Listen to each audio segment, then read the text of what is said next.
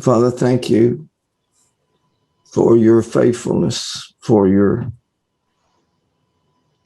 incredible plan that you blessed us and allowed us to be a part of.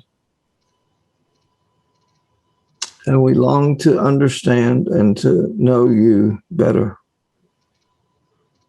and to be able to be little children listening and learning and being trained and taught. And we don't know much about who we are, but you know everything about who we are, and we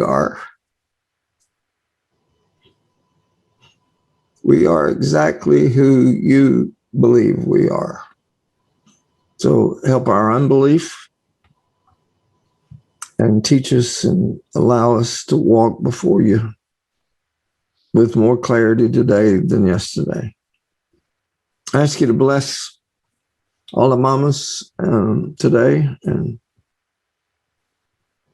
that you would give that special blessing that you put that is so essential for all of life, mamas.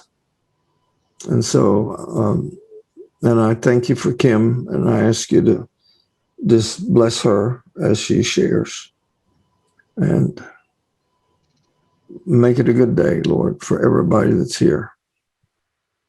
In Jesus' name and for Jesus' glory. Amen. I'm going to mute, and I just ask Kim to take whatever time to tell you her beginning, her walk, and then that particular season of time. So you got it, babe. Well, first of all, hello, Jim Lewis. I know you. I know Daniel Young's name, maybe from Facebook. And Mary Lou writes love letters to us every single month.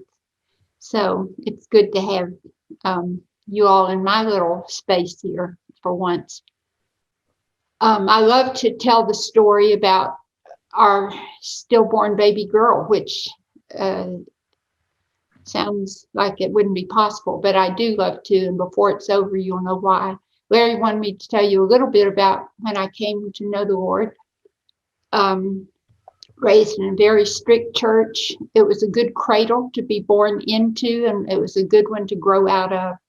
It was good to be in it because I learned that the scriptures were to be respected, God was to be feared, rules were to be obeyed, and so forth. And that kind of kept me in a framework of his until I met him. But I didn't know that was possible till I was 28. And it happened like this. He just kind of woke me up to the fact. I mean, there's a story about it, but not time to tell it. But he kind of woke Larry and me up at the same time that we might be off track a little bit. So for the first time in my 28 years, I started reading the Bible to see what it said, what he said, instead of supporting the theology that I had and my whole community had. I was surrounded by people who believed just like I did mostly. And I mean, I really believed it. I door knocked and told people they were going straight to hell. I told my friends they were going to hell. But I would lay in my bed at night and wonder what was going to happen to me. I could tell other people that they were doomed, but I had no confidence that I wasn't going, really, no matter how good a lawkeeper I was. And I was a pretty good one. But anyway, we ended up going to a seminar, a weekend seminar, and God was on the move in a different way than I've seen him any other time in my life. It was like people could get saved if they read the phone book. It was just, he was everywhere all the time, arresting people and without us knowing much at all, but just making it easy for us to come to him. So we were at the seminar and there were 500 people there, and most of them out of my church, but they were all stirred up like Larry and I were at the same time. And it was like we heard there was more, and the people who were speaking, 5 speakers, they all came out of our church and losing their jobs and so forth because they were seeing more and saying more. So we listened, and at one point, the speaker, when he was finished, he said, let's just take time to pray. And he didn't pray over us or pray at the microphone. He gave each of us just time to put our head down on the table where we were sitting if we wanted to. Just pray silently, just pray. And I don't know who else did, but I did that. And when I did, I had a vision. I didn't believe in visions. I didn't believe in anything supernatural at all. But I had a vision. God didn't require me to prove it. And there were no words, but I knew very well the message. And the vision was of a worm, and it was a slimy. It wasn't cute and fuzzy. It was slimy, and you could see the inner workings of that worm through its transparent skin, and it was just vile. And the skin split, and out of that little worm that was just inching across the screen in my mind was this black river that flowed out of that worm. And without a word, I knew what that was. I knew it was pride and self-righteousness and arrogance and that whole family of things. Well, if you're a whore, you know it. If you're a murderer or thief, you know it. But if those are the things that you excel in, and we all have that, but I was the queen of them, I guess, because he had to show me without a doubt what was inside me. And when I saw it, I literally thought I was going to die. And I begged him, please don't make me look anymore. Please don't make me look. And the second I got that thought out of my mind, the scene changed to the foot of the cross, and there was, guess who? That worm was there. And yes, I knew John 3:16. I knew a lot of scripture, but I never knew he was there for me. I didn't really, if I had been asked, I couldn't have come up with a list of reasons why he should have had to die for me, because I was a pretty good girl outwardly. All I could see and others could see. Pretty good. So that was my, that was when I became born again. And that was the beginning of a relationship with him that I didn't know was possible. I had a grandmother that walked with him intimately, and she talked about Jesus all the time. And I just sometimes wanted to tell her to please shut up. It was just so irritating because I didn't know it was possible. And she just sounded fanatical.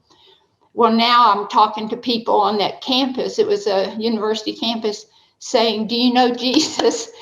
Do you have a relationship with him? I want to know, how do you have a relationship with him? All of a sudden, I knew I could, but I didn't know what it looked like. I just knew God is a stern power, really, that dangled me over hell all the time. And Jesus, we didn't call him Jesus. Basically, we called him Christ. It was, more formal. And so, anyway, that was the beginning of this wonderful journey.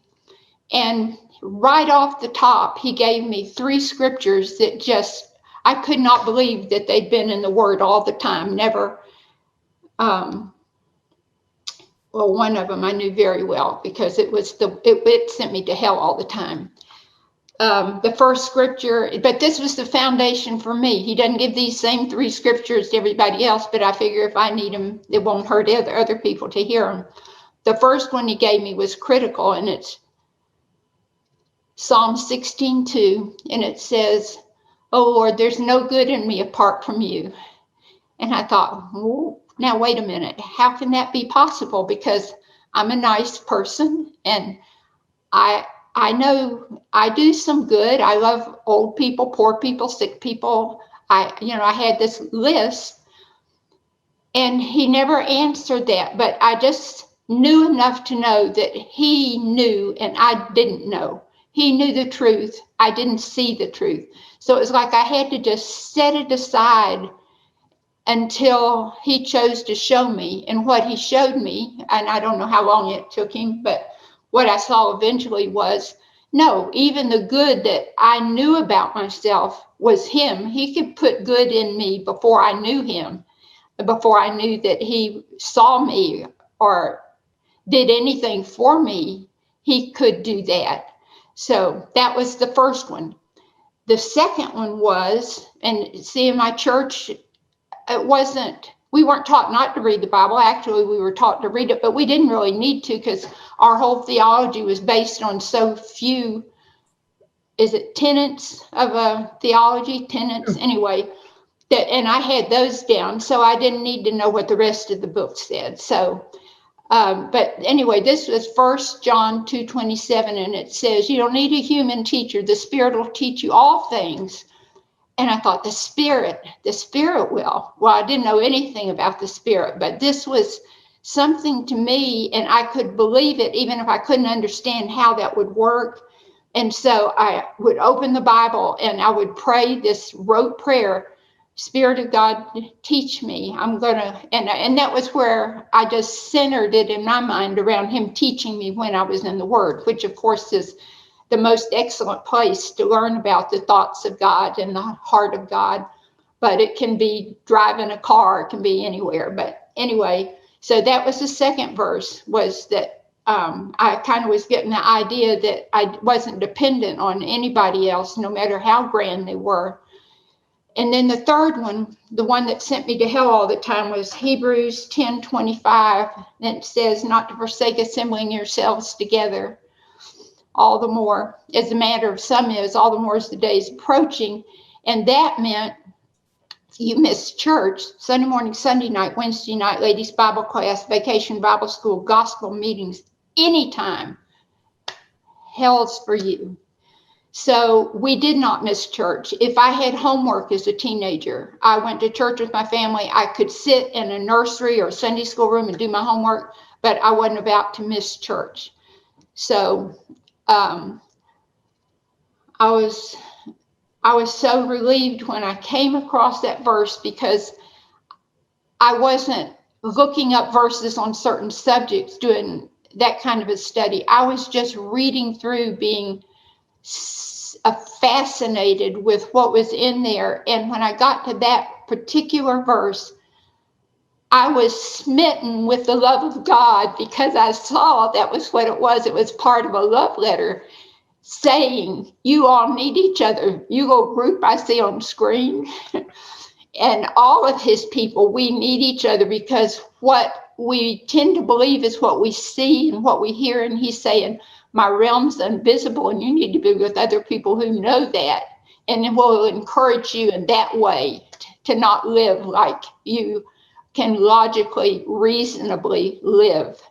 So when I saw that he wrote that for me because he loved me, that turned the whole book into a love letter. It just, and it turned my heart from fearing him to knowing that he was for me. He was not against me, hoping he could catch me. He was for me.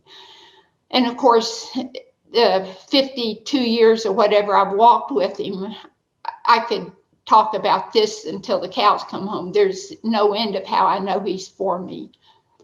Okay, that's my beginning with him. And the reason Larry invited me, or I invited myself, whatever, today was to talk about Mercy, the baby. And not so much about her, because that won't help you or me, either one, but what I learned. When I was 38 years old, we had 4 children, and they were kind of born on top of each other, just stacked up, born within 5 years, those 4. So they were all the same age at the same time. And it was a handful, and Larry was pastoring in a church, and my life was full, really full. And the youngest was about 10, and so everybody could take care of themselves. You know, they could get snacks, dress themselves, and so forth. And so life was a little easier. But we had 3 boys and a girl, and the girl knew that her brothers had cooties. There was no doubt about it. She was so hungry for a sister. She needed a sister. So she started hounding me about it. And I would say, oh, Holly, we've got a great family. 4 children is a lot, and we're good. And when she didn't stop, I finally shut her up with, well, we'll pray about it. But that was a big fat lie. I wasn't about to pray about getting pregnant. And so I learned my first lesson when I got pregnant. I learned that God will honor the prayer of a 12-year-old girl just like he will her Reverend Mother, wife of the Pope, that I was back then. At 38, I didn't, if you think about eternity, the gap between 12 and 38 is nothing. And he was listening to her, and he knew this was going to be a good thing. In fact, I think now that he put that drive in her for that baby to have this to tell to anybody he wants to hear, because it's for all of us. So I got pregnant, and I knew, and I shouldn't have, just without the details, I shouldn't have been getting pregnant. I knew enough about God at that time. What was I, 10 years old in him? I knew that he didn't make mistakes and to trust him and everything. So I would pray and say, God, I trust you. That was about all I could get out. I trust you. And when he got weary of hearing that prayer, he put on my heart that I could come up higher. And I said, God, I can't, you don't play games, and I can't say I'm thankful for this child. I know they're gifts, but I'm not thankful. And I felt like he was saying, but I can make you be thankful if you ask me. So I asked him, and boy, did he. I don't know how much time passed in any of this because it was so long ago. I'm almost 80 now, by the way. So after a while, maybe 2-3 months later, I don't know, I had a dream. All the things I'm telling today have a supernatural side to them, but my life is very ordinary, without too much of this kind of supernatural. Of course, every time he speaks to us and we take a breath, it's supernatural, but you know what I mean. So I had this dream, and in the dream, I had a baby, and it was a girl, although that was not the point of the dream. She was very wet, and I had to change her diaper, and that was cloth diapers in those days. Or at least that's what I used on my babies. And it was in a barracks, and there was a pile of clean white laundry, and she was laying on top of it. And she and I talked, and I don't mean she baby talked. It wasn't gaga goo goo. It was a conversation, just like I'm having here, adult to adult. It was conversation. She was so peaceful and so comforting, and it felt like she was so much ahead of me in wisdom and all of those things. I pulled up her little undershirt. In those days, babies wore little white undershirts. I pulled it up, and her breast had kind of a clear discharge. They were red and swollen, had this little clear discharge. And I said, oh, you look so sore. And she said, that's okay. That's the way it is with babies sometimes. And I didn't know that, but I learned later it is, because they have mama's hormones, and they can have things like that affect their body. Okay, when I changed her diaper, and I knew I had to take that dripping wet diaper to another barracks where there was a big sink over there to wash it out. That's a detail you don't need, but because I had to leave her and go, I was not wanting to go. And I said, oh, I hate to leave you. And I said, but I'll be back. And she, calm and peaceful, and again, assuring, and the older, calmer, more wise one said, I know you will, just so gently, I know you will. So I left, and the dream ended with me washing out that diaper over in another building. Okay, I don't know how long it took me to realize, probably just a couple of days, maybe. I was so in awe that God would let me have that child that I could not stop thanking him. I hadn't even connected it with my prayer, and that he had done this for that reason, but I was so overwhelmed with the beauty of this child and her spirit that I couldn't get over why he would let me be the mother of this child. So I'm full up now. I'm satisfied. I'm thanking him. Everything's okay. I wake up maybe a few weeks later and I say, Larry, and it was so clear, and Larry can tell you, I don't say God said very often at all. It has to be clear to me as much as I can discern that it was him. And I said, I think God wants us to name this baby Mercy. And Larry said, no, I don't think so. There were no babies that we knew of named Mercy. Now there are, but only in Africa at that time were they naming children virtues, mercy and things like that. So he didn't think so, and I understood why, but I said, well, just pray about it. He did. He said, when he came back to me a couple days later, I think you're right, and I think we're supposed to name this baby Mercy, and I sure hope it's a girl. So now I've got the spirit of this child. I feel like I know. We've got the name of this child, and I have another dream. Now, I wasn't looking for anything, but in this dream, the baby's being born, and I was squatting like a lot of women in the earth do when they have babies, but I never saw anybody do that. Certainly never did it myself, and I'm squatting. And in this dream, I know all the information I've just told you. I knew what happened in the first dream, and I knew it was Mercy. And I am reaching down as I squat. I'm reaching down between my legs and get her under her arms, and I pull her out and up to me, to my face. And I say, oh, Mercy, it's you. I've waited such a long time for you to come, and I'm so glad you're here. And the dream ended. Well, I didn't know why I had that dream. And I would just say to God, I was so full before. I was so satisfied before. I was so thankful before. And he said, birth is like death. There's a canal, there's a tunnel, and there's light at the end. But I'm the light at the end.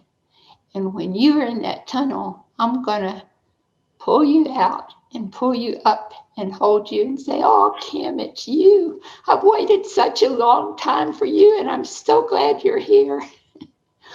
And it just blew me away. And I didn't know until that minute that I had 1 ounce of fear in me. Don't all Christians know we're going to be with him, and that's a better thing? I knew that. But I didn't know until that moment that there was something, it left me then. And so that was how the beginning of that pregnancy went. 6 weeks before she was due, Holly came to feel her baby. It was hers, not mine, certainly. At least she thought so. And so she'd come every day to feel it move. And she had made the baby a dress to wear home from the hospital, and embroidered right up here on the shoulder. She embroidered the words Holly's Prayer. That was the name of Holly's baby. It was Holly's Prayer. And so anyway, it was Christmas Eve, and the baby didn't move. And so I went to lay down because babies will reposition off mama's bumpy spine, or for whatever reason, often when mom lays down, and didn't move. So we went to the hospital the next, later that day. And the baby, we figured, died Christmas Eve because my mother and I saw my T-shirt really stretching and moving, but had no idea the baby was dying. It was just very active. But anyway, the next morning went to Vanderbilt Hospital, which is a teaching hospital, and at that time it still is, and got ultrasounded, and the baby was dead. So hard on Holly, really, really hard on Holly. And so, of course, we just stepped back. They wanted to just put me in and give me a strong drug that kind of would have ripped up the baby, and maybe me too, called prostaglandin, and opted not to do that. So we came home and prayed about it, got some counsel and stuff, and it seemed like they would give us, felt like 4 weeks, which I knew somebody who carried a dead baby one time, and I thought it was the grossest thing, but it seemed so right at the time for us to do that. And I think, I know it was. And so went back every 4 weeks and had my blood tested and so forth, just for Vanderbilt's, whatever, peace of mind. And that was just, I just can't even put into words how sweet that time was, because God came so near. You know, he comes near to the brokenhearted. And one day, this was a really dramatic thing that happened, is that people, except at church and our family, didn't know she was dead, and I still looked pregnant. So I'd be out in public, and the checker at the grocery store or other people who knew me, you know, at a distance would say, "Oh, I know you're getting excited. What's your due date? And have you named this?" And so I would have to tell them, and it was hard, because not because it was hard on me, but it was so hard on them. They were humiliated. They were, you know, grieved because they thought that they were causing me a bigger problem and so forth. So anyway, this one day that happened a lot. I came home. I was taking a shower in the middle of the day for whatever reason, standing in front of a mirror naked in the bathroom and looking at my body. And I looked so normally pregnant, just totally.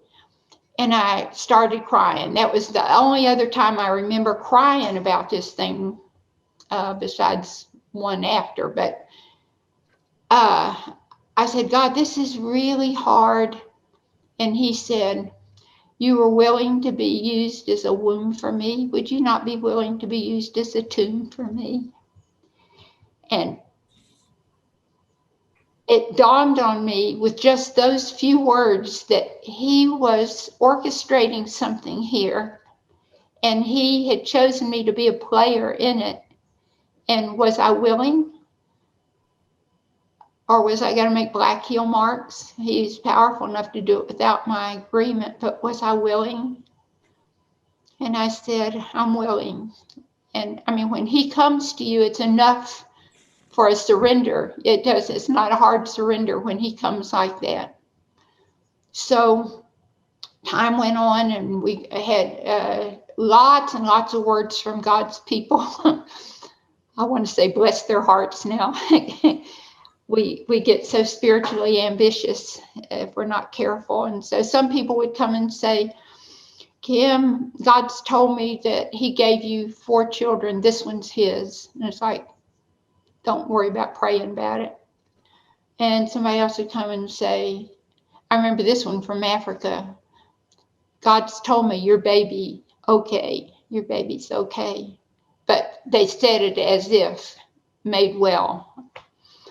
So anyway, lots and lots of those conflicting words. And then the crown of that kind of scenario was a couple we'd never met before, left their church. He was a pastor, left their church on Sunday to come to our church because they'd heard about the baby. And they took us out, paid for our lunch so they could tell us one thing: if the baby was born dead, it would be our fault.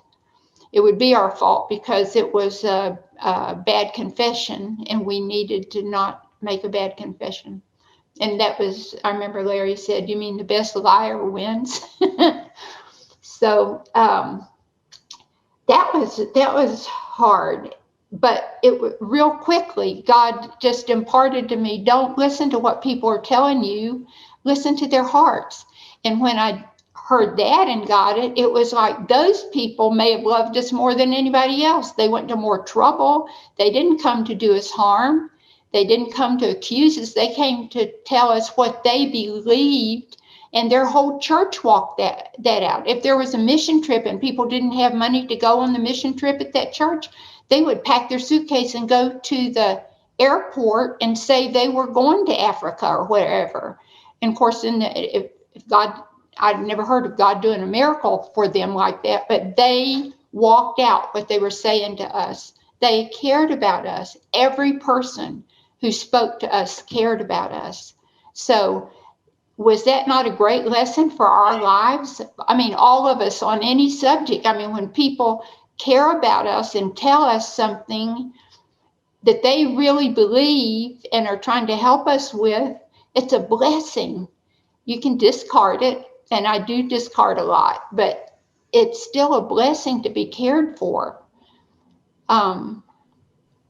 So the night before my 4 weeks were up, it was, I went into labor and went to the hospital the next morning, already dilated some, and God gave me a brand new nurse who was just, and they gave her to me for the whole day because they didn't know if I would, since I was carrying a dead baby, was I going to fly off the ceiling, or, you know, what was I going to do? So they just assigned this person. Now, I think most women in labor have one nurse, or if they can afford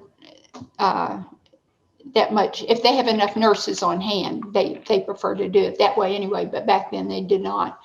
So all day long got to talk to this little girl, and about 3 p.m. went to the delivery room to deliver.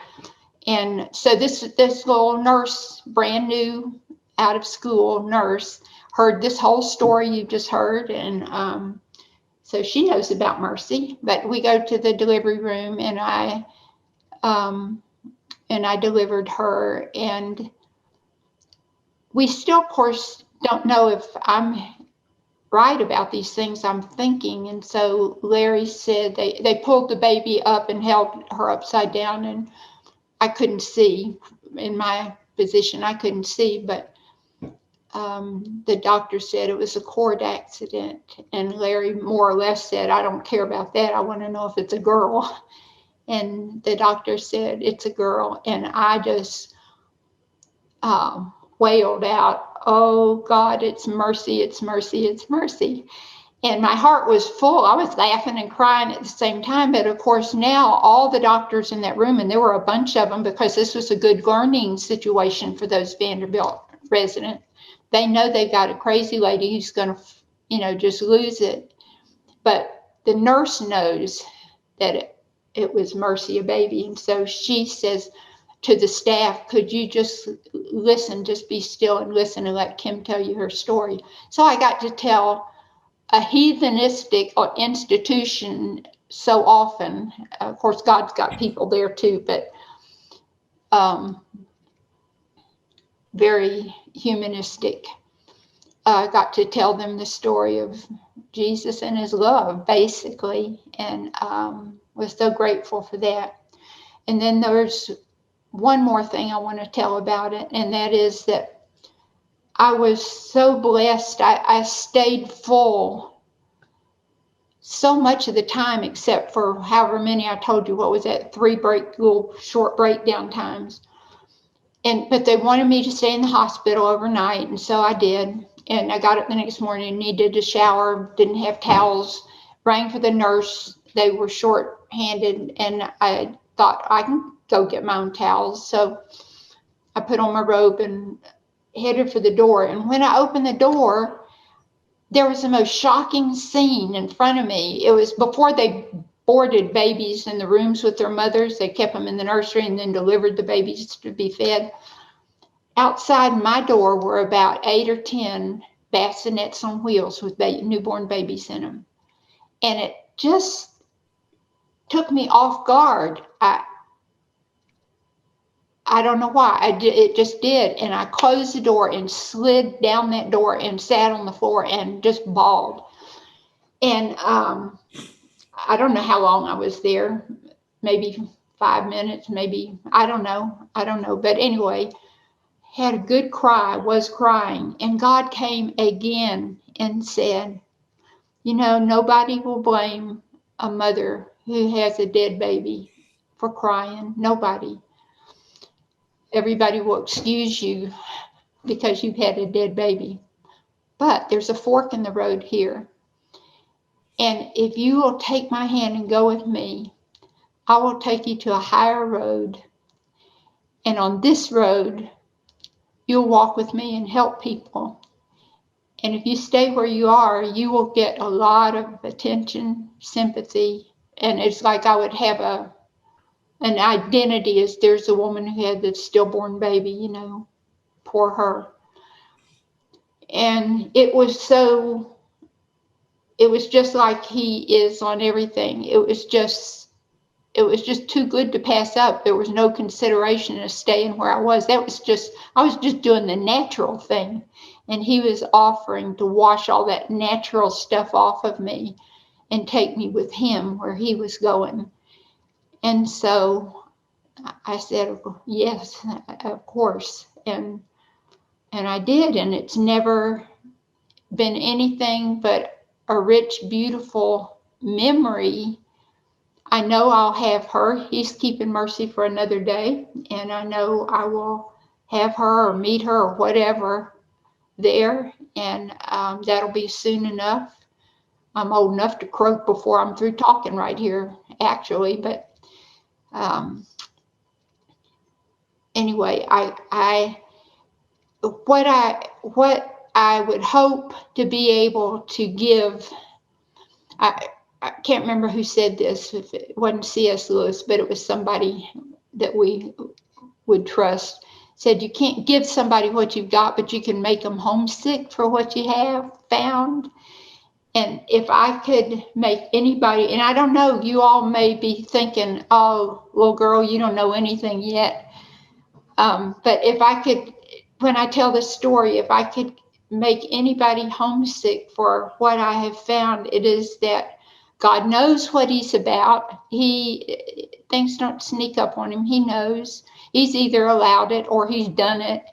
And we can participate with him, but we can't play games with him. He knows. So if we're enjoying some part of the fallen part of us that's still kicking and don't want to go with him, he'll let us do that. That's why as Christians, we got to be real careful to take his hand when we know to do that. And the other thing is fear of death. I can't be the only Christian in the earth that had a fear. I just held up my little 3 or 4 year old granddaughter wanted to look in a casket. We were at a funeral and she wanted to see in. And so I held her up and she goes, "Is that his hair?" And I said, "Yep." "Is that his skin?" "Yep." When they started to close the top of the casket, she was freaking out. And I said, "Gabriella, when mommy cuts your hair and it falls down on the floor, are you on the floor?" "No." "When mommy trims your nails and puts his trimmings in the toilet or the trash can, are you in there?" "No." I said, "Well, that was just all of Anthony's body parts. He's not in there." And so to know that we will never, ever be in a casket, we will never be in the ground, we will never die. Death is just a vehicle to get us where we're going. And to know that, and to know that he is waiting for us and he wants us, he is wanting us to come, is just something that we need to know.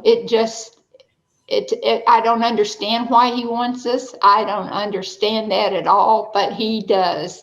And so at this time, I asked Larry if he could play a song. I heard the song and fell apart because it was one of the first times I ever had an inkling that he wanted me and that he was looking forward to my coming. This was before the Mercy thing, and I got a little hint in this song. So these are friends of us that wrote it and are singing it, and it's Tennessee country music, if you can stand that, but it's so beautiful.